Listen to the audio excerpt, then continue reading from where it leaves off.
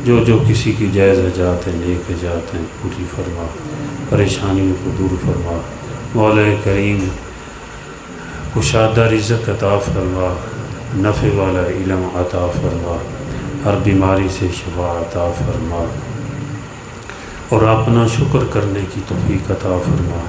مولا کریم ہم کمزور ہیں، ضعیف ہیں، سراپا ضعف ہیں، اب مولا کریم ہماری مدد فرما۔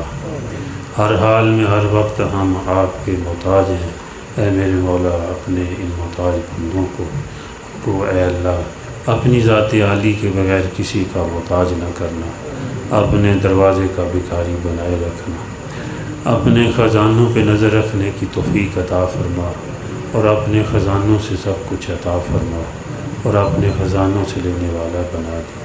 مولا کریم جتنے بھی لوگ دین والے ہیں، دین کا کام کرنے والے ہیں، جو ان کے معاونین ہیں اور جو ان کے ناصرین ہیں، جو ان کے محبین ہیں، خادمین ہیں، جتنے بھی اہل ان کے دوست احباب ہیں، میرے مولا کریم سب کو اپنے شان کے مطابق دنیا آخرت میں اس کا بدلہ عطا فرما۔ مولا کریم ہماری زندگی کو، مال و جان کو، پورے عالم کے مسلمانوں کو سب کو اپنے دین کے لیے قبول فرما۔ میرے مولا سب کے لیے کشادہ روزی عطا فرما، اور سب کو اپنا شکر کرنے کی توفیق عطا فرما۔ ہمارے آل و عیال کی، سارے ماحول کی، اور ملک پاکستان کی، پورے عالم اسلام کی ہر طرف سے ہر قسم کے دشمن سے حفاظت فرما، ہر قسم کے شر سے، فساد سے حفاظت فرما، ہر قسم کی وبا سے حفاظت فرما۔ مولا کریم پوری دنیا کے کافروں کو کلمے کی دولت نصیب فرما، سب کو ہدایت نصیب فرما، سب کو کلمہ پڑھنے کی توفیق عطا فرما، اور جتنے مسلمان بھائی ہیں میرے مولا کریم سب کو کلمے والی زندگی عطا فرما، سب کو اپنے دروازے پہ جھکنے کی توفیق عطا فرما۔ مولا کریم سب کو دین والا بنا دیجیے، دین کا کام کرنے والا بنا دیجیے، اور دین کے ناصرین میں سب کو شامل فرما لیجیے۔ مولا کریم جو کچھ مانگا ہے وہ بھی عطا فرما، اور جو مانگنا چاہیے تھا نہیں مانگ سکے وہ بھی عطا فرما، اور اے اللہ اپنی رحمت کی بارش عطا فرما۔ مولا کریم رحمتوں کا نزول فرما، اور ہر قسم کے فساد سے ہماری حفاظت فرما، شر سے حفاظت فرما۔ مولا کریم بے حیائی کے کاموں سے ہمیں محفوظ فرما، ہماری آنکھوں کو پاک فرما دے، ہمارے دل کو پاک فرما دے، ہمارے اعضاء کو سراپا پاکیزگی بنا دے۔ اگر ہم اپنی نالائکی کی وجہ سے کوئی گناہ کر بیٹھیں تو ہمیں فوراً ایسی توبہ کی توفیق عطا فرما جس توبہ کے بعد آپ اپنا معبود بنا لیتے ہیں۔ ربنا تقبل منا انک انت السمیع العلیم۔ صلی اللہ تعالی علی خیر خلق محمد وعلی آلہ واصحابہ وآل بیتہ اجمعین برحمتک یا ارحم الراحمین، آمین۔